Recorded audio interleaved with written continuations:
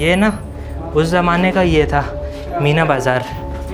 हाँ, ये छोटे छोटे जो अंदर बने हैं ना कमरे, ये वही है। अंदर कमरे भी हैं। ये देखो ना अंदर ये जो कमरा है।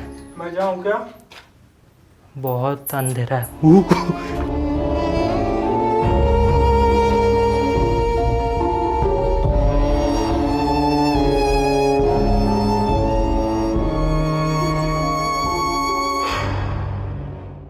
Hey guys, welcome back to our YouTube channel. आज की इस वीडियो में हम आए हैं तुगलकाबाद फोर्ट। इसको फोर्ट कहना गलत होगा क्योंकि सिर्फ ये एक फ़ोर्ट नहीं है, ये एक पूरा शहर है जो कि 1320 ईस्वी में बनाया गया था। अब इसके पीछे की बनने की कहानी है, वो एक अलग स्टोरी है, उसके बारे में हम डिस्कस करने वाले हैं इस वीडियो में। और हम जानेंगे कि इस जगह को बनाया किस लिए गया था, वो भी हम जानेंगे। वो भी बड़ी इंटरेस्टिंग कहानी है। सो चलिए वीडियो को स्टार्ट करते हैं।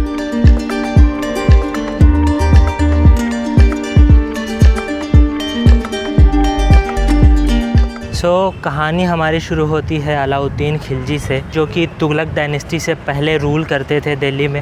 उनके एक बेटे हुआ करते थे जो कि उनका नाम था मुबारक शाह। और मुबारक शाह जो है वो हिंदुस्तान को अच्छे से संभाल नहीं पाए थे, ये कहा जाता है, उनके किस्से मशहूर हैं। तो जब मुबारक खां एक बार अपने एक सरदार के साथ इस जगह पे आए थे, तो यहाँ पे ये किला नहीं था, पहले ये एक पहाड़ था। तो उनके मुबारक शाह के जो एक सरदार थे, उन्होंने बोला कि हमें यहाँ पे एक फ़ोर्ट बनाना चाहिए था। वो ऐसा इसलिए कह रहे थे क्योंकि वो जानते थे कि फ़ोर्ट अगर किसी ऊंची जगह पे होगी तो उसके बहुत सारे एडवांटेजेस होते हैं। चित्तौड़ में उन्होंने ऐसा देखा था कि चित्तौड़ के किले जो होते थे वो पहाड़ी के ऊपर बनाए जाते थे, जिससे दुश्मन फतेह नहीं कर पाते थे उस पर। तो ये बात सुन के मुबारक सुल्तान ने बोला कि जब आप यहाँ के सुल्तान बनोगे तो आप यहाँ पर एक किला बनवा लेना।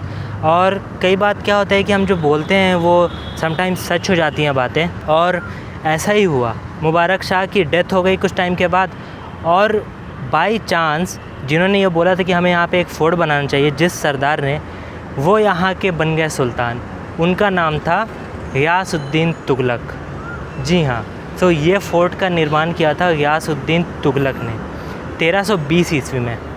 अब 1320 में ये तो स्टार्ट हुआ था बनना।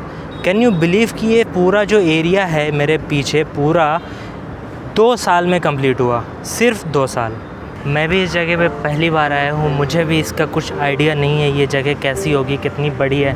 बट हाँ, जो मैंने गूगल पे पढ़ा है वो आपके साथ शेयर करना चाहूँगा। सो गाइस, शुरू करते हैं इस जगह को एक्सप्लोर करना।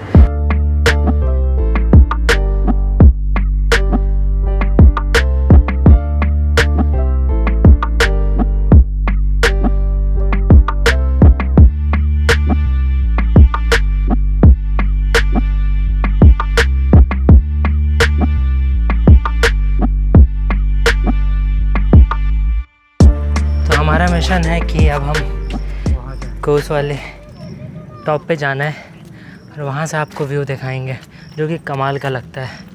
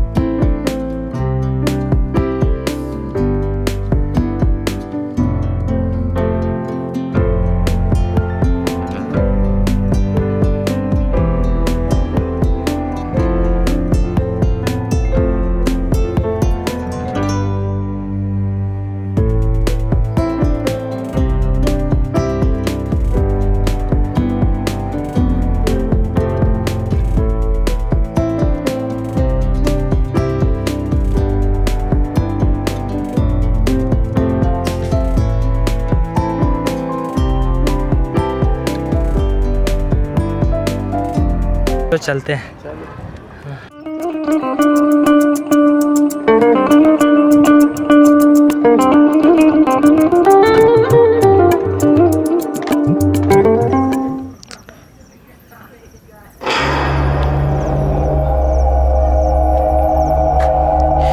तो गाइज़, मेरे पीछे जो गुफा है ना ये वाली, ये बहुत ही ज़्यादा हॉन्टेड है।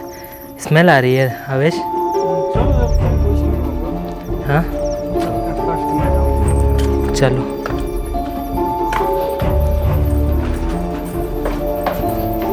बहुत ही घटिया स्मेल है।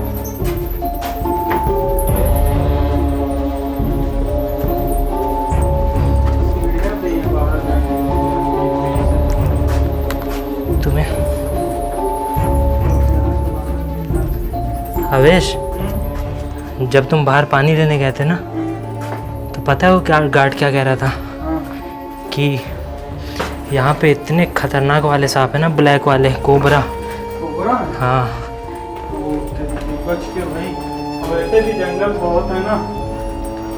अब 5-5 मिनट में मर जाएंगे ऐसे वाले सांप है काट लिया तो, और नॉर्मल वाले तो बहुत सारे हैं। वैसे ज़्यादा तुम्हें पता है ये क्या है? मुझे नहीं मालूम, बट ये कोई हॉन्टेड प्लेस है बोलते हैं।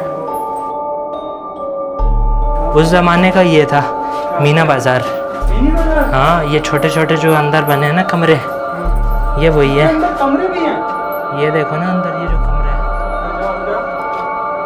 बहुत अंधेरा है। कोई तो मुझसे अंदर से छू बोल रहा हाँ, कमरे हैं ना है। ये कमरे, अंदर सामान रखा रहता है। इसी के अंदर दुकानें रखते थे लोग, अच्छा। यहीं से शॉपिंग करते थे। ये मार्केट है समझ लो। ये देखो, ये थोड़ा पास है, दिखा सकते हो अपन जाके। कुछ नहीं दिख रहा अंदर, बहुत डार्क है। हाँ, अजीब सी स्मेल आ रही थी अंदर। इस जगह को देख के ऐसा नहीं लगता कि यहाँ पे इतना वीराना क्यों है, ये इतना उजाड़ क्यों है, इतना बड़ा इतना विशाल होने के बावजूद भी क्या हुआ होगा ऐसा वीरान बंजर हो गया है। तो मैंने थोड़ी रिसर्च करी तो मुझे पता चला कि जो गियासुद्दीन थे ये एक शहर बनाना चाहते थे, जैसा कि इनका सपना था कि मैं एक ऐसा शहर बनाऊं जो कि खिलजियों के जो राजा ने बनाया था उनसे भी ज़्यादा विशाल हो।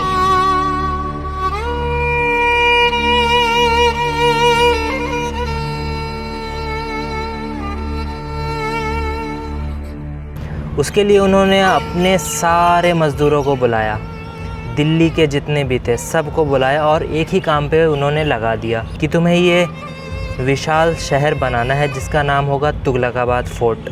तो हज़रत निज़ामुद्दीन औलिया जो कि अल्लाह के वली हैं, उन्होंने भी एक बावली बनाने का निर्णय लिया था। वो बावली बनाना चाहते थे ताकि जो मुसाफिर होते हैं वो यहाँ पे रुक कर पानी पी सके, पानी का इस्तेमाल कर सके।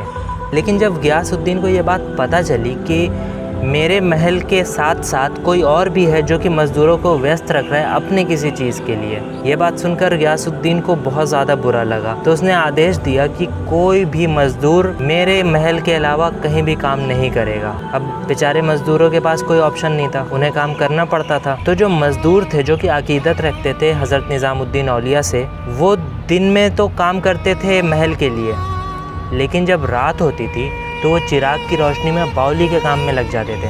कुछ दिन तक उन्होंने काम किया, लेकिन कुछ टाइम के बाद ये बात गियासुद्दीन को पता चल गई कि मज़दूर जो है रात में जाके काम करते हैं चिराग की रोशनी में। तो उसने शहर में ऐलान करा दिया कि कोई भी हज़रत निज़ामुद्दीन औलिया रहमतुल्लाह अलैह को तेल नहीं बेचेगा, क्योंकि तेल से ही चिराग जलती है। जब ये बात निज़ामुद्दीन औलिया को पता चली तो उन्होंने पानी से ही चिराग जलाना स्टार्ट कर दिया।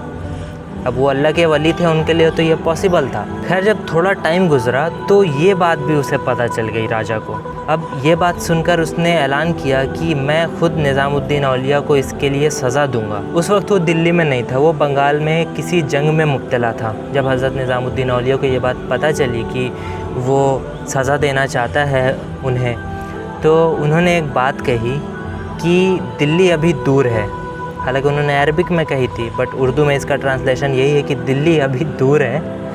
और उन्होंने कहा कि या तो रहे गुज्जड़ या तो रहे उज्जड़, यानी कि या तो तुगलकाबाद में गुज्जड़ यानी कि आदिवासी लोग रहेंगे, या तो फिर ये उज्जड़ रहेगा, या तो यहाँ पे फिर वीराना होगा, कोई नहीं रहेगा। जैसा कि उन्होंने बोला यहाँ पे गुज्जड़ तो बसे नहीं, तो यहाँ पे सिर्फ उजाड़ ही है तब से लेकर आज तक।